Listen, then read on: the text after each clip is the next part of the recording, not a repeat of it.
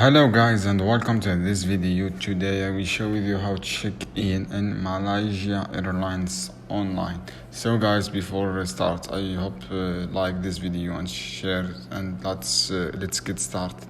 Let's get started guys. As you can see here, go to check in online, as you can see here, and simply open your browser and search for check-in Malaysia Airline and click on the first link and redirect to this website, as you can see here, and scroll down guys and click the check and click simply enter your booking reference number and e-ticket number and last name, as you can see here.